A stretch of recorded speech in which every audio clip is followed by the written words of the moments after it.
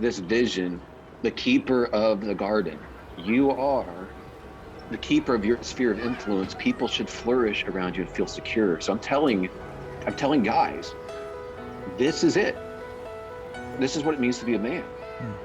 Like that other stuff, it's all trappings. You are listening to Our Urban Voices with Dr. Alphonse Javed, a podcast that presents Christian narratives through diverse voices that impact urban ministry. Here is your host. Hi, I'm Dr. Alphonse Javed. Over the past year, we have had so many amazing guests on the show. We have talked about everything from chess ministry to immigration, urban missions to cricket, and gentrification to dance. We have heard so many stories of how God is working in urban settings, in Muslim contexts, and around the world. Every week, we share a new episode highlighting an important voice we believe deserves to be heard.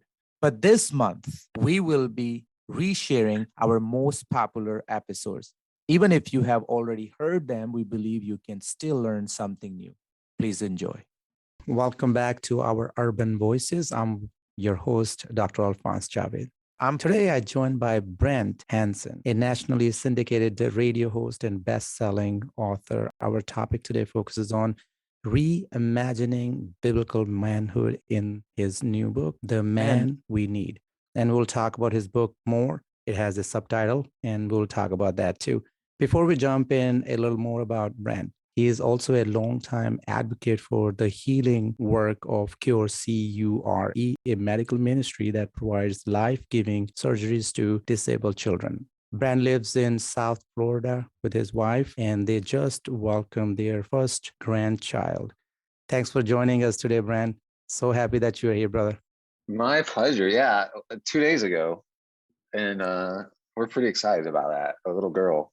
Oh, man, that's awesome. Isn't it? I know. It's so great. So before we start, please tell us very briefly about your family. I love families. I'm a family man. So that you know, I have 4 children, 5, 3, and my girls are twin. Oh my goodness. 1.5 years old. Yeah. Oh my goodness, dude, that is fantastic. Thanks, man. Gosh, my kids are grown up and 25 and 28, and my son is in med school and up at Yale, and my daughter is, she just gave birth. She works for Compassion International and lives with her husband here in town. And I've been married it'll be 32 years a little bit later this month. So that's us. And I sure love to being a dad, and I sure love to have little kids in the house. So you're in the golden days right now, man. It's not that it keeps getting better too, but the only thing I can take vacation. I was just talking to my staff earlier. I said, I'm going to block this week, next month, just in case we find a babysitter. But that's the only problem. Otherwise, I love it. I am a big advocate of families, brother. I believe that Satan is trying very hard to destroy families, and men, fathers, are such a big part of family stability, right? Yeah, so I love when I hear about fathers turning into grandfathers and then being so giddy about having a little baby girl that's going to be a grandchild. That's awesome. It is. It's so beautiful. That's one of the things, actually, just to skip ahead though, in the book though, I do talk about, like, for guys that have little kids at home, like, this is little kid season, man. Life is in seasons. Don't miss this one. Do not, you will regret that the rest of your life. So wisdom says, throw yourself into enjoying these little kids. If you can't take a vacation, hook the sprinkler up out front and have a ball with them. But right now is little kid season. I love encouraging that. Yeah. So let's transition into that. I can tell how excited you are for the ministry that the Lord has called you and gave you experience and mind to think about it and write about it. So this is good. This is good. And in our culture right now, especially evangelical culture, there is a lot of talk about toxic manhood and how men need to be the men of the house and the evils of aggression. But at the same time, though, young men are very much struggling with high rates of suicide and increasingly more men dropping out of labor force. What do you propose in your book as an alternative view of manhood? Well, I totally agree on the current discussion has been lacking something, in my opinion, I should say, in the evangelical culture too, where we do deconstruct, but nobody's constructing anything. That's my Okay, so impression. just go a little bit with the deconstruction for our listeners, because Sure. there might be some people who do not know what it means. Yeah, well, in this case, to just put it simply, it's what you were saying. It's like, okay, here's what we shouldn't be. Don't be a toxic, domineering male, which is true. At the same time, there's other people that are fighting back and trying to present a masculinity that's all about flexing, basically, and being dominating. And so what I'm trying to do is say, look, we have all these puzzle pieces, but you need a box top that shows you what we're going for, that has a picture, what the puzzle looks like. And I think what I tried to do is say, I think it's being a keeper of the garden, like Adam's original job that he was given. And there's a lot to unpack about being a keeper of the garden, but it means being somebody who not only protects a space and protects the vulnerable, but is creating that space and cultivating people around him, like allowing vulnerable species to flourish, letting people bloom, and serving them and cultivating that. Like, there's a lot to being a keeper of the garden. It just so happens, what I'm trying to tell, especially younger guys, like women recognize when we're doing that. Yeah. And they're very drawn to it. So, A kind of guy who does that. You don't have to be tough. You don't have to right. you don't have to have a big truck. You don't, but you do need to be this person that creates security for the vulnerable. And that's what I'm talking about. So what do you think has contributed to this passivity of men? Why are men so stuck? Both sides. I mean, I'm not talking about those who are driving those big wheels, the trucks, or the ones who are driving, I don't know, Prius. It doesn't matter which way. But what do you think? What do you think has contributed? I think it's that lack of vision. Okay. Of what we're supposed to actually be doing. So the culture has done it, but even inside the church culture, we've done this thing too, where we've got, manhood means that the men's group goes out and makes steaks and throws axes, and like that can be neat, don't get me wrong, but that doesn't leave us with a real picture of what this part of God's image is. His image is male and female. That must have content and meaning, and both of those images or aspects of his image have to be beautiful. Yeah. And I really do think it's that job that he gave Adam. So that's the vision. I just don't think we've had it. We've been really confused about it. But once we state it, and that's what I'm trying to do in the book, give people a picture of it. The reaction from both men and women is, yeah, that's it. I think that's it. That's masculinity. Yes, I know that one thing you suggest to men is that they need to take responsibility for their spiritual life. And I think you are talking about that as vision.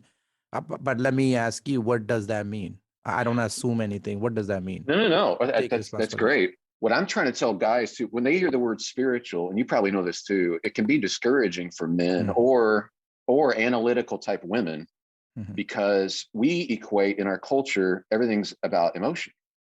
That's just how our culture works. And we have done that with spirituality. We equate it with a feeling or creating a feeling. Maybe it's at a worship service or whatever, but that can be discouraging. I'm telling guys, that's actually not God's focus with us, is our emotions. His focus with us, what he wants from us, is something that we can do. And it's called loyalty. It's an obedient, believing loyalty where you just keep showing up and you keep walking with him and interacting with him, even though, you sin. And even though we are all growing up, we got areas we're messed up, but we keep coming back. So I'm telling guys to take responsibility for being loyal to God and not walking away from him, but like walking with him and continuing to interact with him and partner with him in life, because he's looking for partners. So that's what I'm talking about. And I find for a lot of guys, it's encouraging to hear, because the emotion thing just comes and goes, or it's just gone. Yeah. So let me talk to the audience for a moment. So those who are listening to this podcast, I do not know personally what is your view of manhood, or how do you see identity. Our culture is struggling with identity of personhood. male, female, all that. We are recording this episode earlier, but you will be listening to this episode on Father's Day. So I just want you to hear this talk very carefully. If you're not a father, don't worry about it. It's not about just being a father, it's being a man. Manhood. I want you to think about as we continue this conversation. So back to you. What would you say to men who grew up without a good father figure or come from an abusive or dysfunctional family situation trying to end the generational cycle? What's your Well, I would just tell them there's hope. I would probably tell them my own personal story, which is exactly that. I'm the child of a couple divorces and a lot of trauma. And I've been really thankful that God has redeemed that story in my own life. And I know he can. And so it's about us. That doesn't have to be our destiny. We don't have to be trapped by that. This chain can end. So that's honestly, that's what I would talk to a guy about, like my own personal story of having to deal with that myself. And I've asked God for wisdom for years, and I think he's helped me. Oh, there's a vulnerability in your voice, man, and I appreciate that actually, because almost I can identify with some of those things too. I come from Pakistan, and the Pakistani fathers are, at least the older ones, right? And now new generation is a little bit different. The old school method is very different. You want to build intentional distance. The tradition and the culture defines how that relation needs to be. So I do see some of these things, but thank God my mom and dad, I've been blessed that they've been together for 43 years. They've been married, and yeah, they're still together, but I can still see some of those things. So let me take you to the next question, which is actually a little bit harder one, because I'm a pastor, and this is one of the problem most men are facing, and even married men. And that is, how would you counsel men struggling with pornography? Yeah, I know this is a huge issue, but what I try to do in the book, because people have written so well about that and they have so much wisdom in it. I recommend a book called Surfing for God, where the author who got himself in all sorts of trouble as a pastor, he wound up getting busted for being involved with prostitutes. He had a horrible porn habit and addiction. And he turned around and wrote this book years later. He's basically saying what you're looking for isn't what you think. There's something deeper going on. And I think that's true. So I really recommend that book. I do spend a bit of time on that. I spend a chapter talking about how fake things won't call us out to be men. And that's the satanic problem with it. Because a fake woman who's just pixels on a screen or on our phone or whatever, like, she'll never wake you up at 3 a.m. to go to CVS to get, stuff because she's sick. She'll never argue with you. She'll never challenge you. You stay a child. And so Satan offers you what looks like the real thing, and it's not, and it leaves you alone. And I think we know that, but I also want to encourage guys too, because there's a whole Reddit thread. I don't know if you've ever seen this, Alphonse, but it's just people who've given up pornography. It's not even from a Christian perspective, but they're recounting their experiences or what they're going through as they've given it up. And it's remarkable how your entire life improves. Like, you have more energy, you're kinder to people, you're able to focus better, you're more confident. So if I'm talking to a guy who's currently struggling with him, I want them to see the opportunity that's ahead and what God has planned for them, because you can't just drop something if you don't have something to replace it that's more beautiful. So I'm trying to give them a look. And what I tried to do in writing about this was a look at who you could become once we get over this and we grow up out of this. So I know you are not a pastor, but you're very pastoral in your conversation. And the way you're approaching this topic, you're very kind, the way you are addressing this. And you are, again, even in this comment, you are trying to connect, at least my brain connected back to Eden, where Satan sell something that was not the real thing, but it felt as if it was. So you have talked a little bit before about different ways you have reached out to men in your neighborhood. Can you talk about how you did Sure. that? Yeah. So this is pretty fresh. I just experimented with this because I was thinking maybe they'd be interested. I just had enough guys. I'm 52, and I got enough guys that are like 30s and late 20s who wanted to. I don't know. It just seemed like they were open to spiritual discussion. Some of them are already believers, some just brand new, or some kind of on the outside. But I invited them to my courtyard, little patio, and I just said, we're going to do this for 1 month, and that's it. So you're not committing for the rest of your life, but we're going to do it for 1 hour on Tuesday nights. So 7 to 8 on Tuesday nights for 1 month, and then we're done.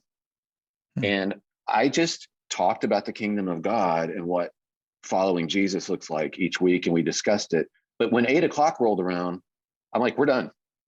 When we had plenty we could have still talked about, I could go on and on and on, but I didn't, because I wanted them to know that there's a closed commitment here. Like, I'm not going to trap you in something that's open and unending. And then if any guys wanted to stay and hang around, they could.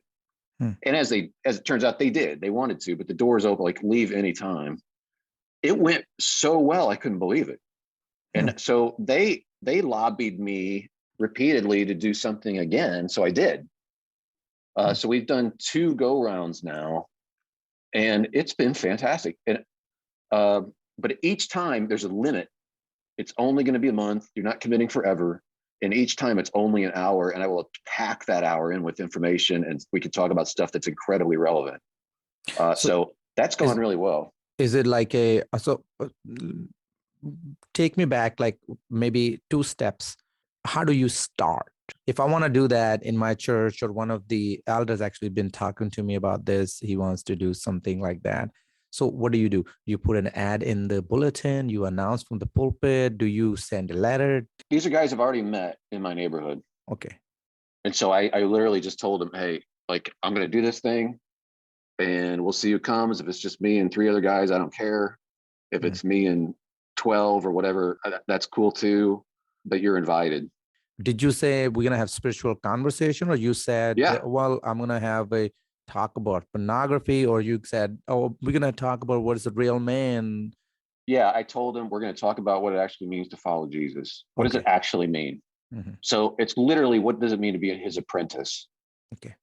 And I'm gonna tell you, because I'm older than you. I at least have that confidence now. I haven't always, like, but I do feel like, and you know this, having a pastoral gift, like, people need this, and they need someone to mentor them somehow. And I know I'm not the be all end all, but I thought at least I could do that. And if they don't want to do it, it's okay. And it turns out they all wanted to do it. And now our neighborhood is tighter as a result, because all these guys now are friends with each other.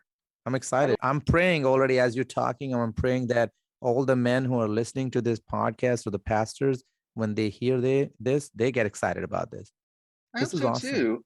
I think what worked again was the fact that I only said this is for 4 weeks, and then we're done. And so they don't feel like they're committing to something unending that eventually they'll have to awkwardly back out of. Yeah. And so, and also the fact that it's only an hour, I promise. I think that is really helpful to the male mindset in particular. So it went way better than I even thought it was going to. So total 4 hours? Yeah. But I will tell you, everybody wanted to hang out afterward, and we did talk more, and they talked amongst themselves and got, just had a great time. But they knew that they could leave. I think that's really good next step for me, at least, because I've been thinking about doing something so usually in the spring and the fall, we're doing Bible studies based on a sermon series. But summer, I was thinking about doing something different. So maybe this is what we should do. Yeah, well, what let it me know how means it to, goes. yeah. And then I will report back to you. Then you can be my Yeah. mentor in that area. You There you go. see, Yeah, I'm sure. Right. telling you, brother. Okay, in summary, what's the main takeaway you want to leave listeners with? Oh, well, with this book, it's this vision, the keeper of the garden. You are the keeper of your sphere of influence. People should flourish around you and feel secure. So I'm telling guys, this is it. This is what it means to be a man. Hmm. Like that other stuff, it's all trappings. There's nothing wrong with a big truck. I mean, I'd love to have one, sure, whatever. Probably, I don't know, or motorcycles or whatever. Mhm, There's mhm, nothing wrong with that, but that's mhm, not it. This is mhm, it. mhm, And when women see it, mhm, they're drawn to it. I'm not saying you should do it to be attractive to women, but the fact is mhm, they intuit this. Women are brilliant. They mhm, intuit it. They know what we're made for. And when they see men in this rescuing role or protecting role and making people feel secure, not threatened, mhm, secure, they mhm. find that very attractive. Yeah. And if you don't do it, they find that very unattractive, even if you're a Mhm, good looking guy. If you're actually a threat mhm, to the family, mhm, or she feels like she can't be secure around mhm. you, it's the exact opposite. I think they know, they intuit that we're supposed to have this role in this vision. Yeah. And I want to connect that back to what you already said. Just so somebody who's listening, they just take this and just suddenly run with some sort of criticism. You already said that is with the mindset that you're not going to be domineering. You're not going to undermine Yes, the woman's role because they are equal, right? That's why yes, you're yes. tending. So you already said those things. So I just wanted to, somebody who just got on this Yeah. podcast now and heard it and was like, oh, what are they talking about? Can I ramp on that just a little bit because Sure, that's really sure, important. absolutely. Go on, go on. So I quote a guy from another book in my book, but he talked about how most guys will pat themselves on the back and say, "Hey, if somebody like an intruder came in my house and tried to harm my wife, I would Mhm, defend her to the death. I would do mhm, whatever it takes." mhm, But this guy, he said, I've always said that, and then I realized most of the time the intruder is me. I'm the threat with my words or by not making people feel secure around me. Like I actually cause harm. And I think that's true. Like, so it's not this distant, I'm willing to step up if somebody breaks in my house thing. It's you want the people within your sphere of influence to mhm, thrive mhm, and flourish. mhm. So that means serving and building people up with words. Yeah. Do not discount the important, like that sort of thing. Like that's the masculinity I'm talking about. Brand, that's awesome, man. I think this is excellent. And I must confess that I've not read your book, just summary and all that that came through our staff. But Mhm. you convinced me to read and hand this book to our elders, our young people. It's excellent, brother. I think this is good. Awesome. This is Thank very good. you. So, if listeners want to get in touch with you or find your book, what are the easiest ways? Well, my email is just brant@branthansen.com. And if you want to get the book, it's on Amazon and it's at all the book places. So it's called The Men We Need. And I do want it to be a blessing to people. I do Mhm, think it's needed. And mhm, I'm not the guy that people would have picked to write this because I play the flute, like, and I drive a very tiny car and a mini actually. So yeah, but I do think this is it. I think this is the best vision that I can come up with anyway. And I think it's God's role yeah, for us. great, great. That will also be included in the episode description. So we're gonna make sure, and also I'm gonna put the link for the other book you recommended in this conversation. For the last thing, because we talk about heavy topics, and this is really serious topic. I know that we enjoyed our conversation, but it's for some people who are struggling with identity. This topic is really, really difficult for them Hmm. Hmm. because probably they are thinking like, "What are you talking about? You don't know what I'm going through. You don't understand." Or the person who is struggling right now with pornography or deep into that is going to be a tough conversation.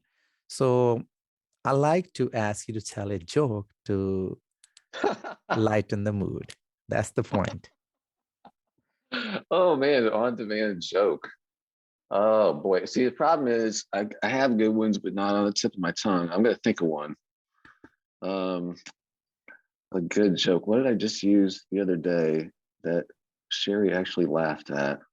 I do this thing on my radio show where I do a joke telling masterclass, Oh yeah. and it always bombs. But that's kind of the joke, is that it's a joke telling masterclass, but it's never any good.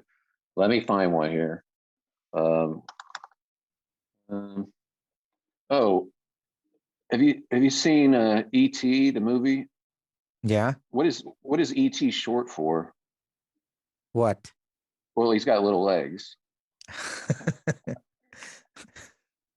Okay. So yeah, all right. I got it. Thank you so much, my man. Thank you. Appreciate that. All right. Thanks.